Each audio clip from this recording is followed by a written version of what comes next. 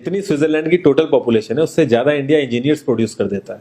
उसके बाद भी रिसर्च एंड इनोवेशन में स्विट्जरलैंड नंबर 1 पे है। इंडिपेंडेंस के बाद से रिपब्लिक ऑफ इंडिया ने 0 नोबेल लॉरियट्स प्रोड्यूस किए इन साइंस। यूएसए ने 100+ कर दिए। ASER की रिपोर्ट के हिसाब से 83% एजुकेटेड इंडियंस एम्प्लॉयबल ही नहीं है।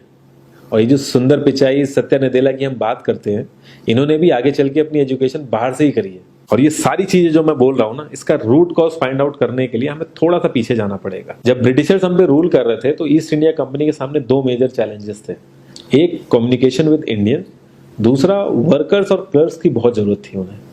फिर थॉमस बेविंगटन मैकॉय ने हमें इंग्लिश एजुकेशन एक्ट ऑफ 1835 दिया, जिससे उनके दोनों पर्पस पूरे हुए। पहला, उनको बंदे चाहिए थे जो चुपचाप डेस्क पे बैठे, अपना काम करें, क्वेश्चंस ना करें और ज्यादा क्रिएटिव ना हो। Second, communication in English. English सबसे ज्यादा बोले जाने वाली लैंग्वेज नहीं है, उसके बाद भी इंग्लिश एक लैंग्वेज की बजाय एक क्लास बन गया इंडिया में। रशिया, चाइना, फ्रांस, ये सब जगह इतना ऑब्सेशन नहीं है इंग्लिश को लेके जितना इंडिया में है। पुअर कम्युनिकेशन बोला जाता है अगर आपकी इंग्लिश अच्छी नहीं है, जबकि इंग्लिश ना आने का मतलब है कि आपको कोई और लैंग्वेज आती है। 5 साल पुराना iOS भी आज की डेट में आउटडेटेड माना जाता है। लेकिन इतनी इंपॉर्टेंट चीज हमारा एजुकेशन सिस्टम आज भी बस थोड़े से चेंजेस के साथ ऐसे ही चल रहा है। हमारे एजुकेशन सिस्टम में रटने का कंपटीशन होता है, जो ज्यादा रट लेता है उसके ज्यादा मार्क्स आते हैं। अब 95% जिसके संस्कृत में आए हैं वो भी संस्कृत नहीं बोल पा रहा है। और बेसिक हिस्ट्री होने की बजाय इतनी मोटी मोटी किताबें हैं हिस्ट्री की जिसका कोई मतलब नहीं है। अगर आज की डेट में आपको कुछ भी पता करना, आप गूगल से पता कर लोगे। उसके लिए आपको याद करने की जरूरत नहीं है इतना कुछ। और ये गवर्नमेंट स्कूल में हर क्लास में इंग्लिश का सब्जेक्ट है। 12-12 साल लगाने के बाद भी लोग इंग्लिश नहीं बोल पा रहे हैं। और बिना किसी बुक को पढ़े 5 साल का बच्चा सीख लेता है, क्योंकि उसको वैसा एनवायरमेंट मिल जाता है। A+B का whole square is equal to A² + B² + 2AB। इसका रियल लाइफ में क्या यूज है किसी को नहीं पता, न प्रिंसिपल, न टीचर, न बच्चे, बस पढ़ाए चले जा रहे हैं। हो सकता है इसका कुछ मतलब हो, लेकिन आप ट्राई करके देख लेना, किसी को नहीं पता। हाँ, 2AB की जगह अगर आपने 3AB बोल दिया तो 4 लोग हंसने वाले मिल जाएंगे आपके ऊपर। किंडरगार्टन में जो बच्चों को सिखाने के लिए टेक्निक यूज होती है वो लाख गुना अच्छी है कॉलेज की वो रटने वाली टेक्निक से। और जिन बच्चों के बहुत ज्यादा नंबर आते हैं ना, जो वो छुपा छुपा के एग्जाम में लिखते हैं, आप देखोगे जब वो रियल लाइफ में जाते हैं ना तो ज्यादातर क्रम्बल करते हैं। हर किसी को सेम सिलेबस और सेम चीज सिखाई जाती है बिना उसकी कैपेबिलिटी देखे। और क्रिएटिविटी का तो दूर दूर तक मतलब नहीं होता। अब एक लाइन से आप शेर, मछली, सांप, हाथी सबको लाइन से खड़ा कर दो और उनसे कहो पेड़ पे चढ़ो, उनको तो जिंदगी भर यही लगेगा ना कि वो तो किसी काबिल ही नहीं है। और द्रोणाचार्य ने भी पांडवों को उनकी स्किल सेट के हिसाब से उनको चीजें सिखाई, सबको एक ही चीज नहीं सिखा दी। और हमारे एजुकेशन सिस्टम में ज्यादा ऑप्शंस भी नहीं है। सबसे ऊपर साइंस, फिर कॉमर्स और सबसे नीचे जाके कहीं नंबर आता है आर्ट्स का।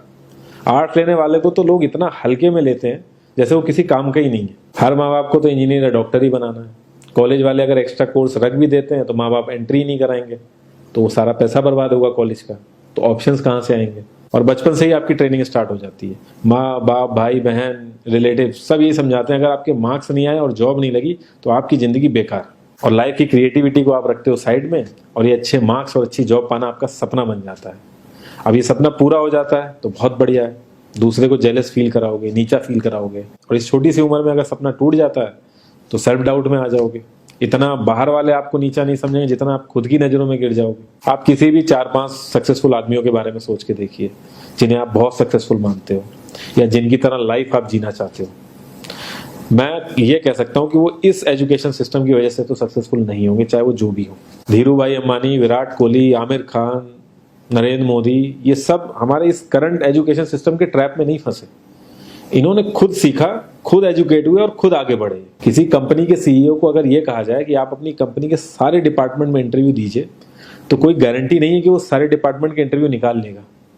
और ये भी हो सकता है कि वो आधे से ज्यादा डिपार्टमेंट के लिए क्वालिफाई ना करे एजुकेशन वाइज, लेकिन वो पूरी कंपनी चला सकता है। तो ये जो एक स्किल है, इसके बारे में बात क्यों नहीं होती? लोग अपनी 25% से ज्यादा जिंदगी इस करंट एजुकेशन सिस्टम में लगा देते हैं ताकि अपने से कम पढ़े लिखे आदमी की कंपनी में जाके उसके सपने पूरे कर सकें। इंडिया का जो करंट एजुकेशन सिस्टम है, अगर वो इतना ही अच्छा है तो जो भी सेलिब्रिटीज हैं, पॉलिटिशियंस हैं, वो अपने बच्चों को बाहर क्यों भेज रहे हैं पढ़ने के लिए? इनफैक्ट पॉलिटिशियंस के साथ तो ऐसा करना चाहिए, जिस एरिया से वो जीते हो उसी एरिया के गवर्नमेंट कॉलेज में उनके बच्चे को पढ़ना कंपलसरी हो जाए, तभी वहां के गवर्नमेंट कॉलेज सुधर सकते हैं। 368 प्यून की जॉब के लिए 1.5 लाख ग्रेजुएट और 24,968 पोस्ट ग्रेजुएट ने अप्लाई किया। मैं IAS PCS की तो बात नहीं करता हूँ, वो तो एक पैशन की बात होती है, लेकिन कुछ लोग 5-5, 6-6 साल से तैयारी कर रहे हैं कि कोई भी गवर्नमेंट जॉब मिल जाए उन्हें। उनसे पूछोगे क्यों ऐसे इतने टाइम से लगे हुए हो, तो वो एक ही चीज़ बोलेंगे कि जॉब सिक्योर है। मतलब आप काम नहीं भी करोगे तो आपको निकाला नहीं जाएगा। ये सारी कामचोरी वाली बातें माइंड में इसीलिए आती हैं क्योंकि हमारा जो करंट एजुकेशन सिस्टम है वो इतना कॉन्फिडेंस ही नहीं देता है कि हम अपनी स्किल के दम पे कहीं जाके काम करें और हमें निकलने का डर ना हो। मैं आने वाले 10 साल की तो बात ही नहीं कर रहा हूँ, अगर मैं आने वाले 5 साल की भी बात करूँ तो टेक्नोलॉजीज में इतना ज़्यादा चेंजेस आ जाएगा कि जो आज हम पढ़ रहे हैं, जिस स्किल पे हम फोकस कर रहे हैं, पता नहीं वो रेलेवेंट भी होगी कि नहीं उस समय। Cloud computing, SEO, digital marketing, ये सब जॉब्स पहले एग्जिस्ट ही नहीं करती थी। हम लोगों को एजाइल होना पड़ेगा, नई नई चीज़ों को सीखने के लिए ओपन रहना पड़ेगा, क्रिएटिव माइंड लगाना पड़ेगा।